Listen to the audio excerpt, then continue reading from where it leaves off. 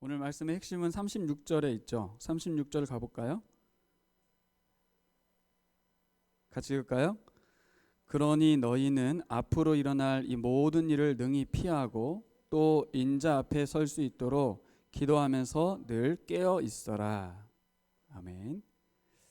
네, 예수님이 이 세상에 오신 이유는 하나님 나라를 선포하기 위해서 오셨습니다.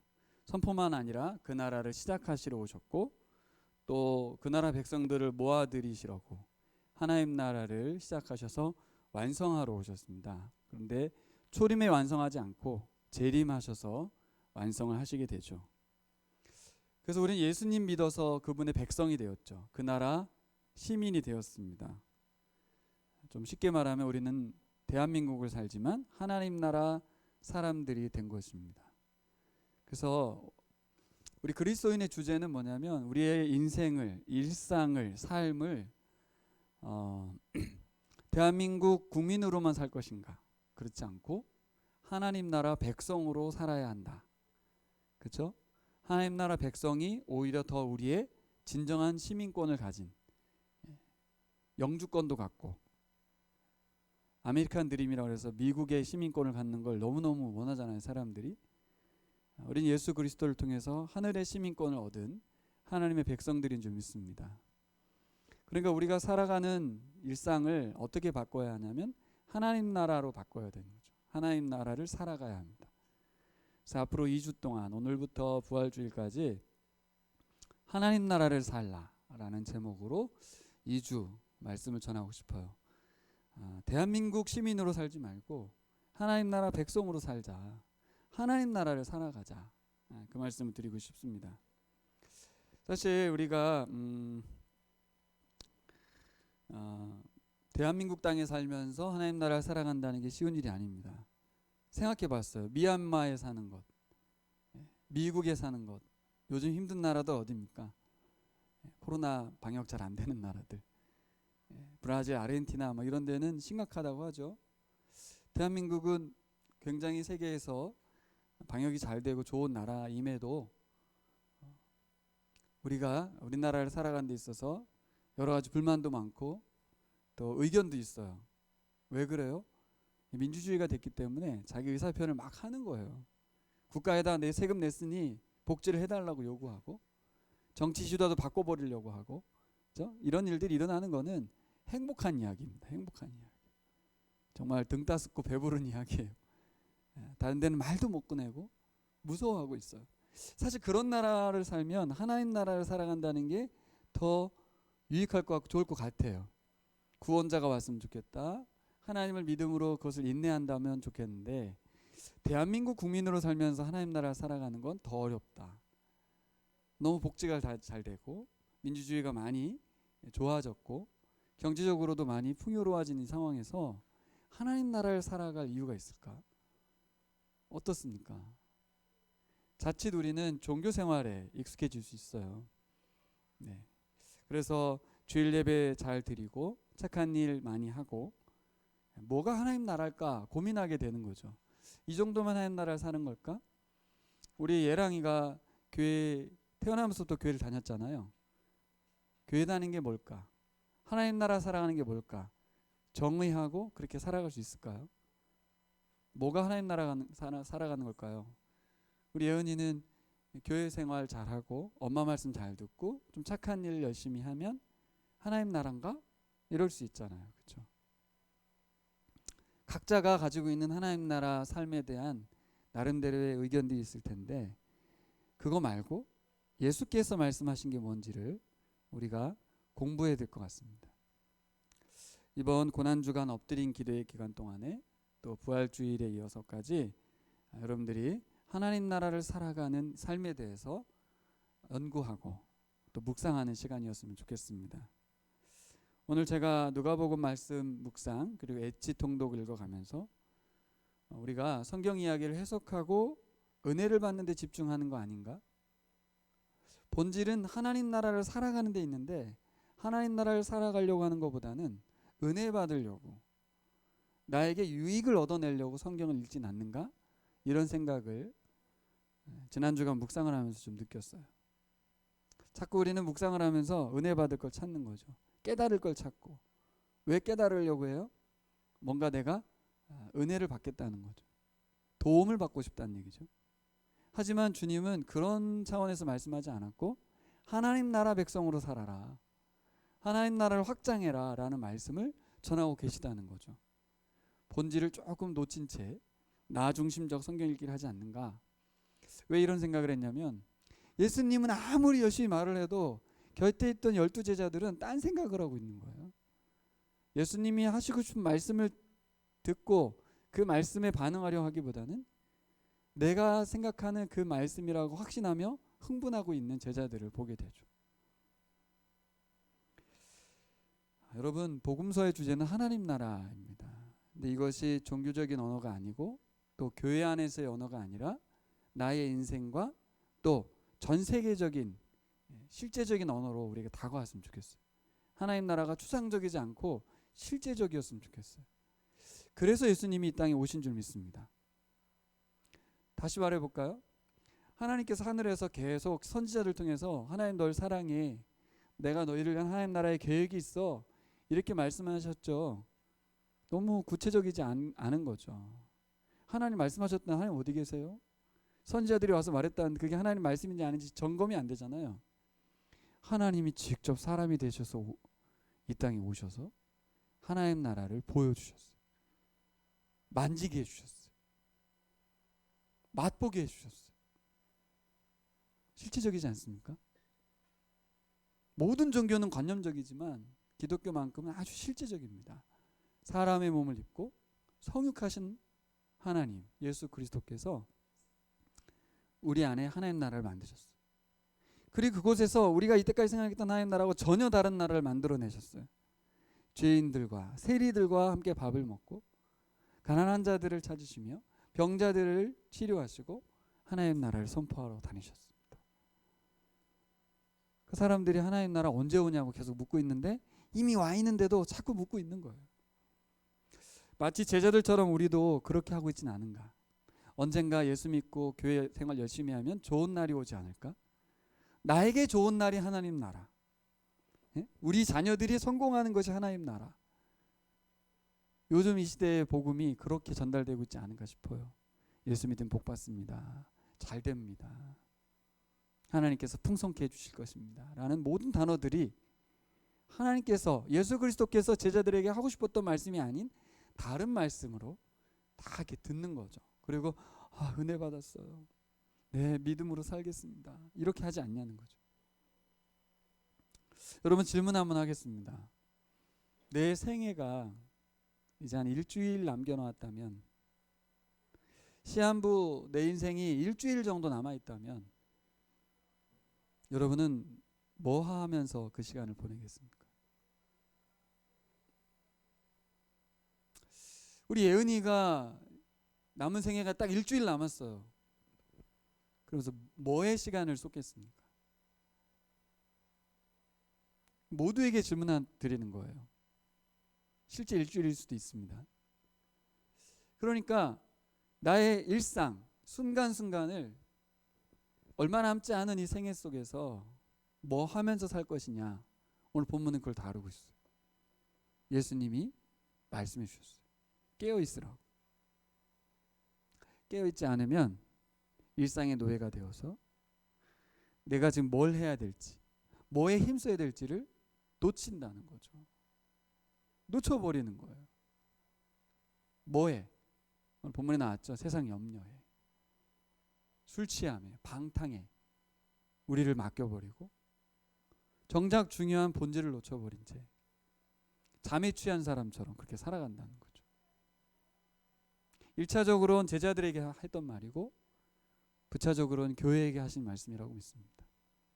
오늘 말씀, 그렇지, 깨어 있어야지, 주님 오실 때까지 우리가 늘 깨어 있어야지, 기도해야지, 다 아는 것 같은 그 말씀을 주님이 어떤 의도로 어떤 마음으로 하셨는지 같이 살펴보고 싶습니다.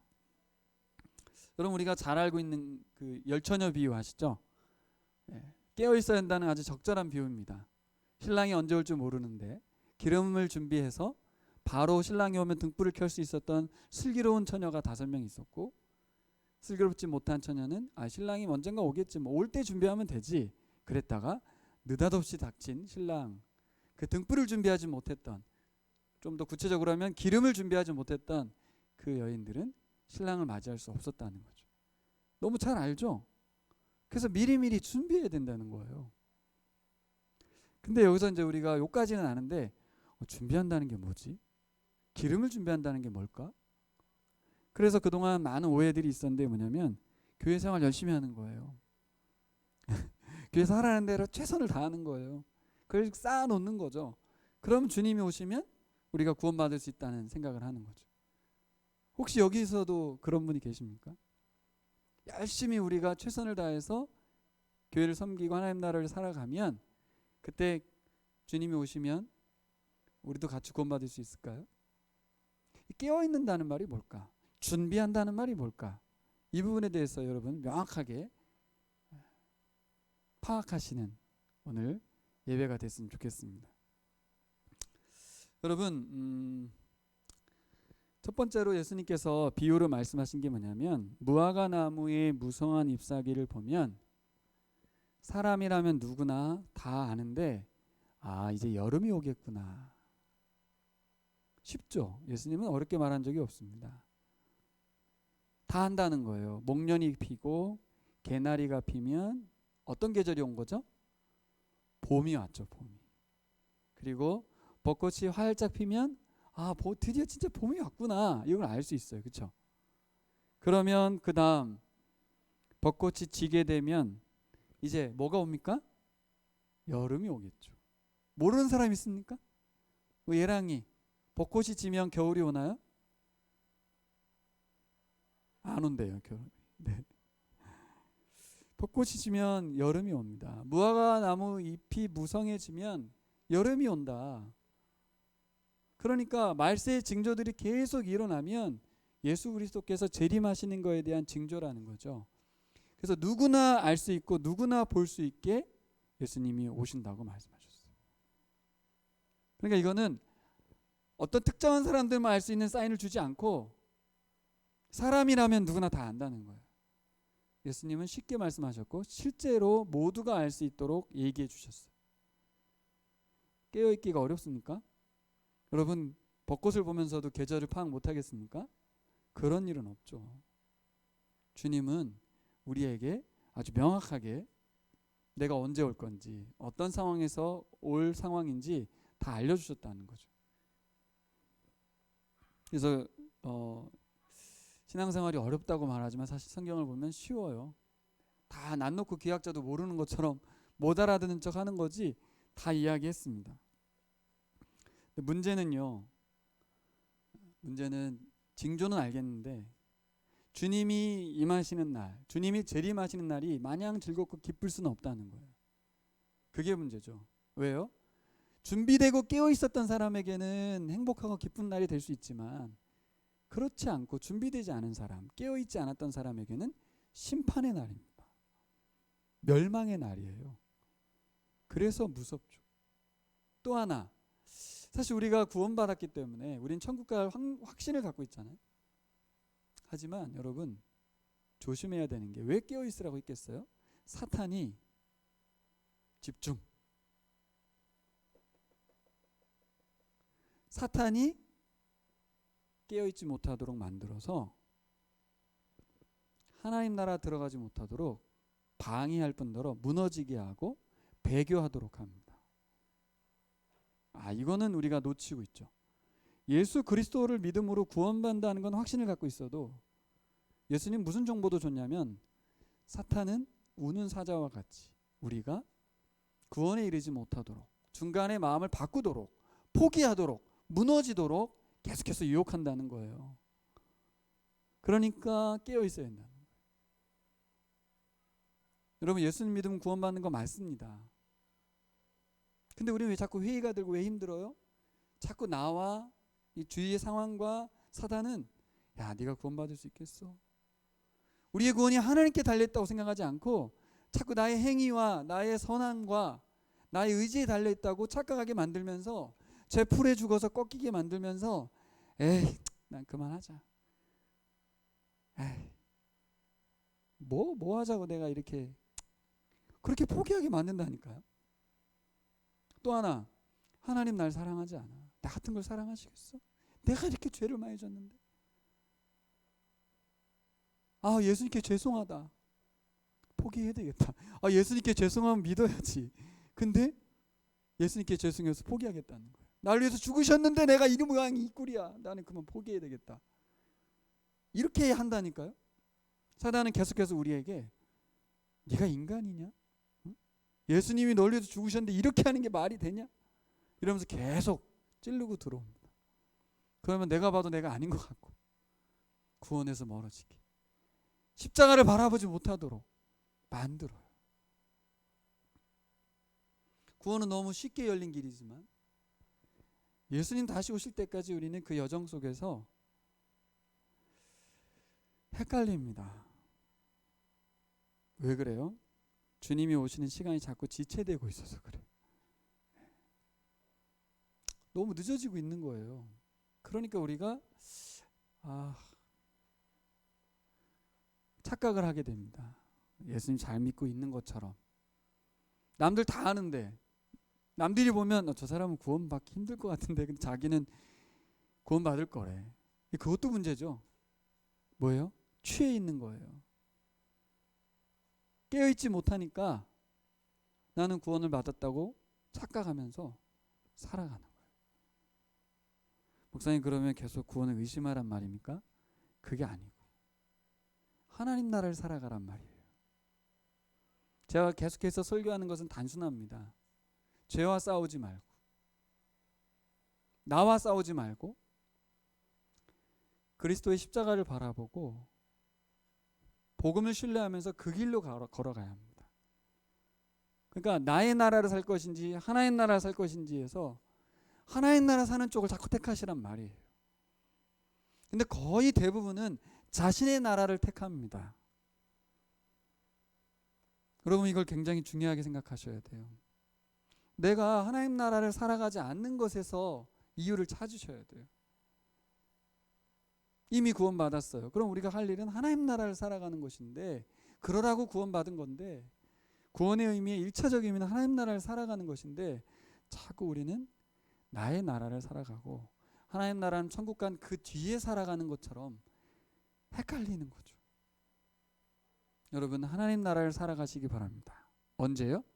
오늘, 지금, 죽기 전에. 죽고 난 뒤에 천국 가서가 아니라 여기가 하나님 나라, 여기가 천국이라니까요. 결코 포기할 수 없는 것이 하나님 나라.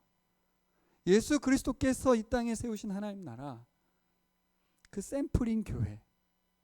이곳에서 하나님 나라를 맛보시기를 바랍니다. 절대 바꿀 수 없어요. 죽기 전에 마지막으로 내가 뭐 하라고 하면 하나님 나라를 살다 가겠다. 그런 마음이었으면 좋겠어요. 여러분 예수님께서 깨어나라고 말씀하시는 거에 대해서 그렇지 깨어나야지 깨어 있어야지 여기까지만 하시면 안 돼요. 깨어 있는 게 뭘까? 깨어난다는 게 뭘까? 어떻게 깨어날 수 있을까? 그래서 우리가 깨어있지 못하도록 방해하는 요소들을 예수님 알려주셨죠. 34절 보시면 너인 스스로 조심해라. 뭘 조심하래요? 방탕과 술 취함과 세상살이 걱정으로 너희 마음이 짓눌리지 않게 하라. 다시 한번 방탕과 술 취함과 세상살이 걱정으로 너희 마음 짓눌리지 말게 하라. 첫 번째로 뭐가 눈에 확 들어옵니까 여러분? 방탕? 술 취함? 아니죠. 세상살이의 염려, 세상살이 걱정이 들어오죠. 우리 회인자매 걱정 많죠. 네, 많습니다. 저도 회인자매 나이 때 그랬어요. 운전면허는 딸 수 있을까? 첫 번째 나의 고민이었어요. 내가 이렇게 몸이 굳어 있는데 운전을 할 수 있을까? 내가 결혼을 할 수 있을까? 나에게도 자녀가 있을까? 참 지금 보면 쓸데없는 일이었지만 다 그 쓸데없는 세상 염려를 하고 산다는 거예요. 주님이 아시고 알려준 거죠. 스스로 조심하라는 거예요. 내가 세상 걱정하는 거 조심하라는 거예요. 왜요?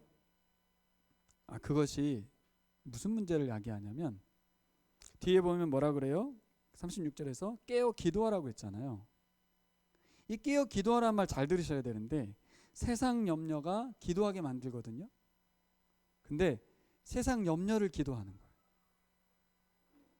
세상 염려는 안 하면 되는 걸 가지고 세상 염려를 가지고 계속 기도하는 거예요. 어떻게 생각하십니까? 우리의 기도의 대부분의 내용은 세상 염려를 가지고 기도하고 있어요. 주님 이게 걱정되는데 주님 해결해 주십시오. 이루어 주십시오. 그런 기도는 안 해도 되는데 자꾸 그 기도하는 거예요. 그게 바로 오늘 세상살이 걱정으로 너의 마음이 짓눌리지 않게 하라. 하나님 나라를 사는 게 아니라 자꾸 내 나라를 사는 거죠. 내 인생, 내 나라. 내 인생 어떻게 될 것인가? 내 이 상황, 내 걱정 이거 어떻게 될 것인가? 마음이 짓눌려서 뭐를 못 살아요? 하나님 나라를 살 수가 없어요. 구원의 감격을 살 수도 없고 구원의 기쁨도 맛보지 못한 채로 늘 짓눌려서 주님 너무 힘듭니다. 이거 좀 해결해 주십시오. 계속 세상 염려와 근심과 걱정이 기도 제목인 여러분 그것은 하나님 나라를 살아가는 삶이라고 보기 어렵습니다. 목사님 그럼 세상에 근심 걱정 염려 안 하는 사람이 어디 있냐고. 그거 하려고 교회 다니는 거 그래서 교회 다니고 기도하는 거 아닙니까? 그런 소리가 저에게 들렸습니다. 지금 여러분 중에 누가 그런 말씀 하셨어요? 저는요 우리가 깨어있지 못하는 무뎌지는 가장 큰 이유가 바로 이 지점이라고 생각해요. 주님은 분명하게 말씀하셨는데 우린 자꾸 나의 현실에 맞춰서 해석을 해버리는 거예요. 주님 그건 안 됩니다. 세상 염려를 어떻게 안 할 수가 있어요. 이거 해결해 주시면 하나님 나라 살게요. 근데 예수님 뭐라고 했냐면 스스로 조심하라. 세상 염려가 너의 마음을 짓눌려서 하나님 나라를 살지 못하게 할 것이다. 깨어 기도하라 이렇게 말씀하셨거든요. 그러니까 깨어 기도하라는 뒤쪽에 가 있어요. 다른 거 기도하라는 얘기죠. 진짜 기도해야 될 건 따로 있다는 얘기죠.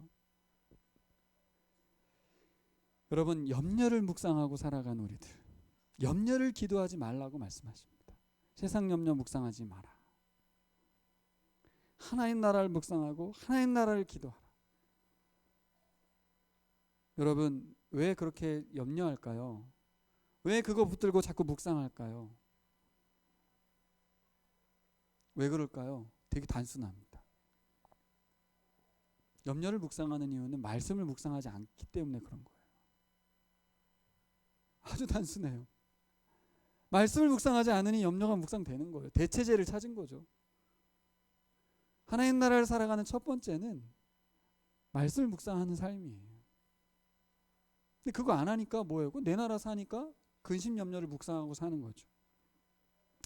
두 번째로 우리가 생각해 봐야 될 건 방탕함과 술 취함인데요.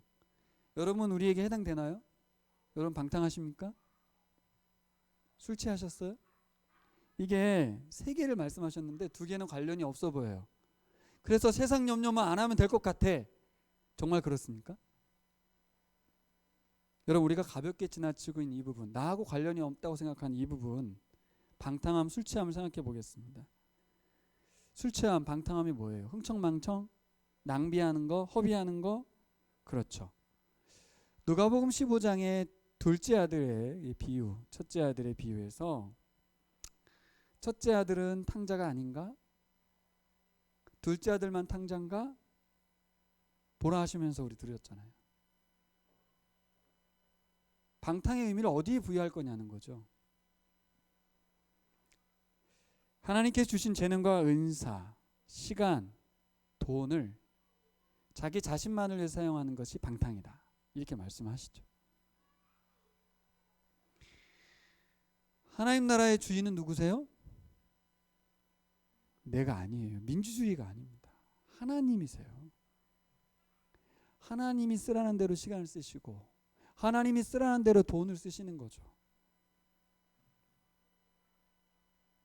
방탕이란 주인의 것을 주인의 뜻대로 쓰지 않고 자기 마음대로 쓰는 것입니다. 그게 자기를 위해 쓴 거예요. 이해되세요? 사실 목사님 저는 나를 위해 쓰지 않고 다 나눠주고 있는데요. 그래도 그것이 하나님 뜻이 아니고 자신의 의와 자신의 선행이라면 하나님과 관계되지 않는다면 자기 자랑과 자기 칭찬을 위해서 쓰는 거예요. 그건 자기를 위한 투자죠. 그러니까 하나님의 말씀을 묵상하고 기도하면서 하나님과 관계된 생활 속에서 돈과 시간을 써가야 방탕하지 않은 거예요. 술 취하면 어떻습니까? 요즘도 술에 취해서 막 이렇게 흔들리는 사람 있습니까? 그런 사람 거의 없죠. 왜냐하면 병원에 가 있거든요. 시설에 가 있어요. 우리 눈엔 잘 안 보여요. 하지만 여러분, 그것만 안 하면 우리는 술 취하지 않은 거겠어요? 이번에 도박책을 읽고 도박과 관련된 상황을 지켜보면서 세상은 대부분의 사람들이 다 중독돼 있다는 거죠. 단순히 문자적으로 술 취함만 이야기한 거겠어요? 다 중독을 갖고 있어. 예? 우리는 난 저 정도는 아니야 라고 생각하는 수준인 거지, 저 정도가 아니라는 그 기준이 어디에 있습니까? 다 자기 기준이잖아요. 다 중독돼 있습니다. 술 취함처럼 다른 무언가에 이끌려서 취해서 살아가는 것을 술 취함에 해당된다고 볼 수 있죠. 그럼 뭐에 취해 있습니까? 요즘 취해 있다는 말, 이 말은 다른 말로 무언가 마음과 생각이 빼앗긴다는 뜻이에요. 외랑이는 뭐에 마음이 빼앗겨 있어요? 남자친구가 생기면 권리 다 가요. 마음과 생각이. 나의 존재의 이유입니다. 모든 돈과 시간이 그 녀석을 위해서 다 쓰게 돼요.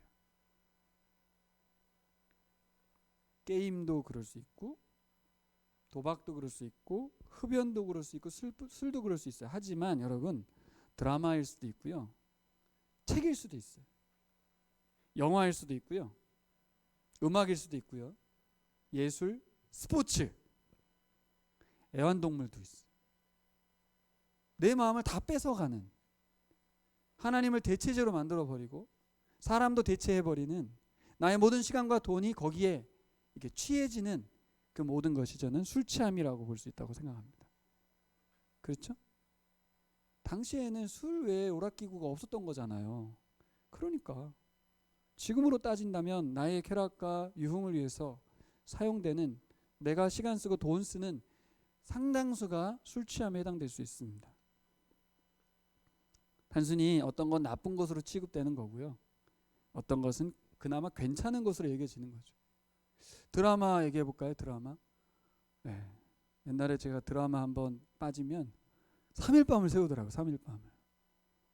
이게 요즘은 이제 인터넷으로 다시 보기가 가능하니까 지나간 시크릿 가든 그거 3일 밤 연속으로 봤어요.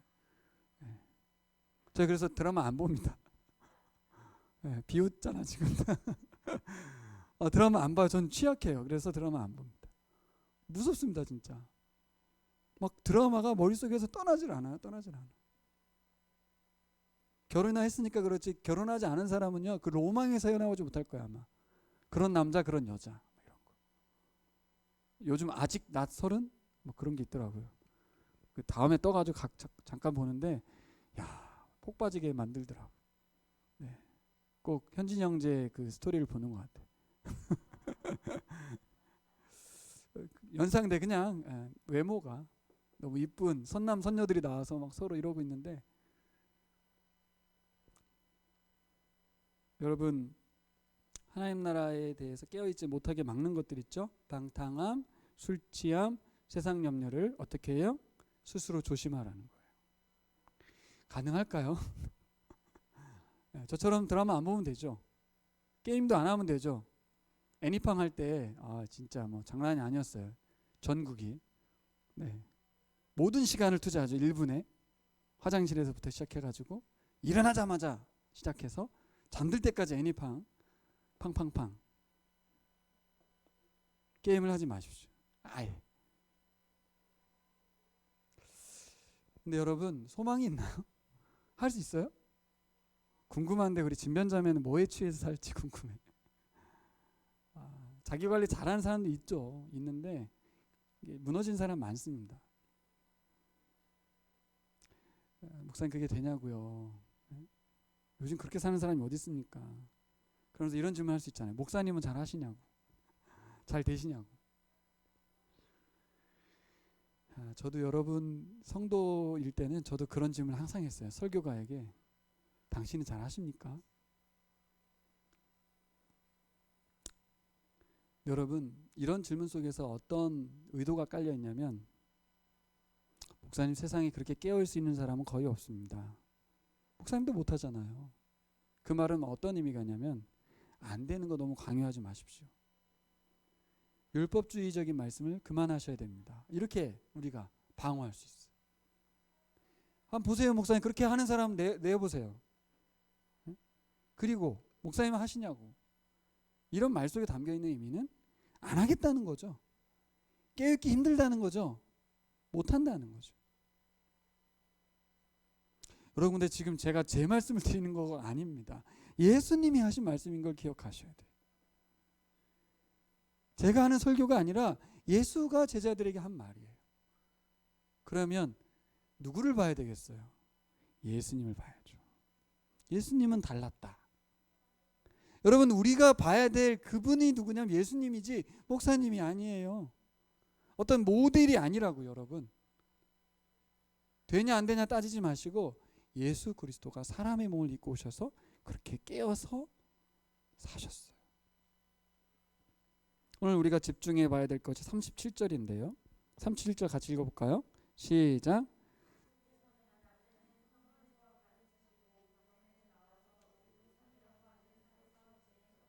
네, 이 짧은 말씀 속에 뭐가 담겨 있습니까? 십자가를 지시기 전에 며칠 앞두고, 여러분 죽기 전에 제가 뭐하고 보낼래요? 라고 질문했잖아요. 예수님 뭐하고 보냈어요? 낮에는 성전에 가서 말씀을 전해셨습니다. 당연해 보이죠? 예수니까. 예수도 사람이에요. 사람은 어떻게 시간을 보내죠? 죽기 전에 가족들과 같이 식사를 하고 하루라도 아껴서 의미 있는 시간을 보내려고 하지, 그 시간에 말씀을 전하는 건 누가 봐도 일 중독자죠. 죽을 날이 얼마 안 남았는데 암 환자가 설교하고 있다고 생각해 보세요. 그것도 매일매일. 목사님 그만하시죠. 이렇게 하지 않겠어요, 성도들이? 그렇죠? 똑같은 장면이잖아요. 물론 아무도 모르죠. 주님만 아시죠. 그리고 저녁에는 어떻게 하셨어요? 감람산에 가서 기도하셨다고 그랬습니다. 평범해 보이는 일상이지만 우리의 삶과 비교해 보면 아주 확연한 차이가 일어나죠. 하나님 나라를 사셨어요.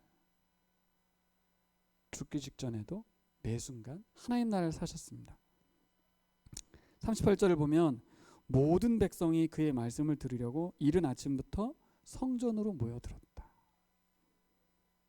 마지막 순간까지 그분이 오신 목적이 뭐였죠? 내가 온 것은, 인자에 온 것은 잃어버린 자를 찾아 구원하러 왔다. 삭개오 집에서 했던 말이죠. 사명에 충실하시고 소명을 감당하셨습니다. 목사님 너무한 거 아닙니까? 이러지 마시고 믿음대로 하시면 돼요. 저는 죽기 전에 그렇게 안 합니다. 죽어도 소명과 사명 다 좋은데 이제 일주일 남았는데 가족들과 밥 먹을래요. 그건 죄가 아니에요, 여러분. 정죄하자는 말이 아니라 정말 하나님 나라를 살아간다는 거에 대해서 내가 정체성을 갖고 있다면 그에 합당하게 살겠죠. 근데 그게 내가 일주일 남아 있을 수 있어요, 실제로. 그러면 하루하루 여러분 뭐 하면서 지내시겠냐고요. 그게 이제 우리가 바뀌어야 될 태도인 거죠. 정말 일주일 남은 걸 내가 알았다면 그렇게 살까, 이거 말고 하루하루 우리가 무엇에 충실해야 될지를 알려주고 계십니다. 예수께서는 깨어있다는 것을 우리에게 이렇게 알려주셨습니다. 우리의 일상을 나를 위한 나 중심의 삶을 살 것인가, 하나님과 그의 나라를 위한 삶을 살 것인가. 우리에게 맡겨진 지식과 재능과 경험과 관계와 돈과 이 모든 요소들을 내 마음대로 쓸 것인가, 아니면 하나님 나라를 위해서 쓸 것인가. 거기에 가장 중요한 건 전 돈이 아니고 시간이라고 생각합니다. 돈이 아니라는 말은 부차적인 의미로 가는 거예요. 사실 돈은 핵심이면서도 시간이 먼저인 것 같아요. 사랑하는 사람들과 시간을 보내는 거거든요. 근데 함께 하지 않으면서 돈만 보내는 건 돈의 가치를 떨어뜨리죠. 쉽게 말하면 하나님께 헌금을 억만금을 할지라도 예배의 자리에 안 나온다면 너싱이죠. 의미가 없어요. 그래서 가끔 드라마나 영화에 보면 아빠가 출장 가서 떨어져 있으면서 항상 생일날 돈만 보내는, 무슨 의미가 있어요, 여러분? 그 자녀는 얼굴 보고 싶은데 하나님 앞에 시간을 떼서 그 자리에 와서 하나님 앞에 서 있으면 좋겠는데 송금으로 딱 날려드리면 사람도 안 좋아하는데 하나님 좋아하시겠어요? 그럴 리가 없어요. 전 돈이 아니라 시간이라고 생각합니다. 여러분, 우리의 시간을 어떻게 드리고 계십니까? 맡겨주신 사명에 얼마나 투입하고 계십니까?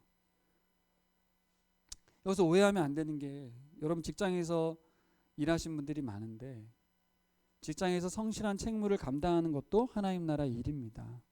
분명합니다. 다만 직장의 일이 하나님과 연결돼야 되는 거예요. 생존을 위한 일인가? 생존을 위한 매일의 삶인가? 그렇지 않고 하나님 내게 맡겨준 재능이 있고 은사가 있기 때문에 이 능력 파워를 가지고 섬기는 거죠. 직장에 가서 섬기는 거예요. 돈을 버는 게 아니고 섬기는 거라고. 돈을 버는 게 아니고 섬기는 거라고. 만나는 모든 사람들이 그리스도의 사랑으로 사랑하는가? 직장에 있는 사람은 사랑을 못하겠고 교회에 있는 사람만 사랑한다. 그건 하나님 나라를 사는 게 아니죠. 맨날 교회에 있는 사람들끼리만 지내진 않으니까. 하나님 나라는 교회의 범위를 넘어서는 거거든요. 그래서 선교적 마인드란 얘기를 하는 겁니다. 선교적 마인드. 그래서 직장 생활 속에서 우리가 내가 얼마나 주님과 깊은 관계 속에서 예배자로 사는가, 주님의 기쁨을 위해서 감사하며 사람들에게 그 삶을 나누고 있는가.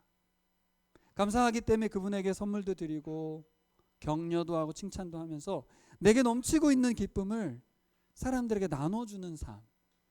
즐겁잖아요. 여러분, 이 일을 위해서 주님은 기도의 자리로 나갔습니다. 그래서 깨어 기도한다는 말이 너무 다 하는 얘기인 것 같지만 염려를 기도하려고 깨어나는 게 아니라 염려를 내려놓고 하나님 나라를 살기 위해서 기도하는 것입니다. 그래서 기도는 우리가 이제까지 이해했던 대로 막 간구의 의미라기보다는 하나님과 교제한다는 의미죠. 예수님 십자가 지시기 전에 저녁 시간, 밤 시간은 하나님과 관계 속에서 계속 시간을 보냈다는 거죠.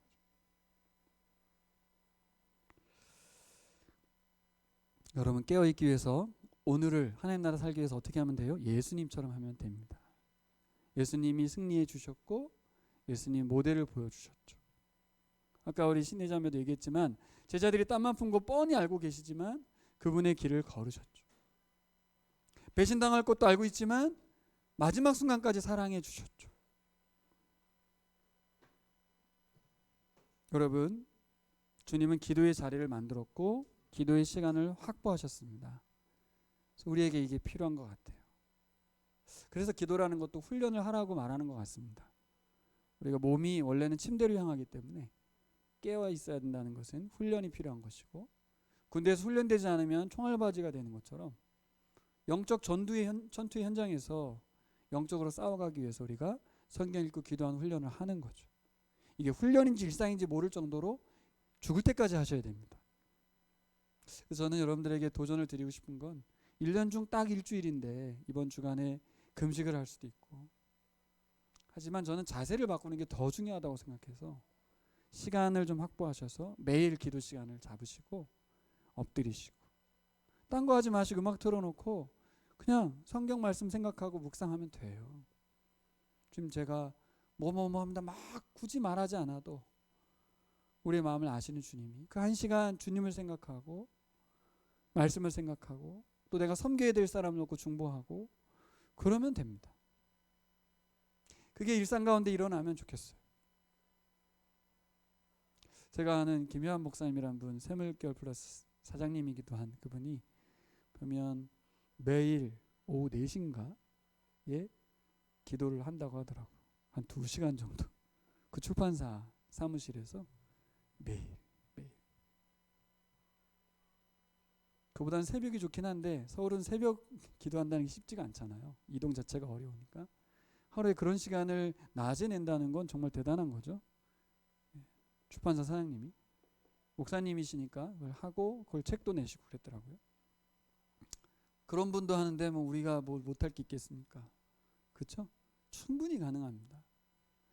그래서 묵상하는 시간도 확보하시고 또 기도하는 시간도 확보하셔서 깨어 있으셔야만 하나님 나라를 살아가는 거에 관심을 두고 내 재능과 은사도 돌아보고 또 섬길 사람도 생각하게 되고 그것은 너무 바빠서 염려는 잊어버리는 거죠.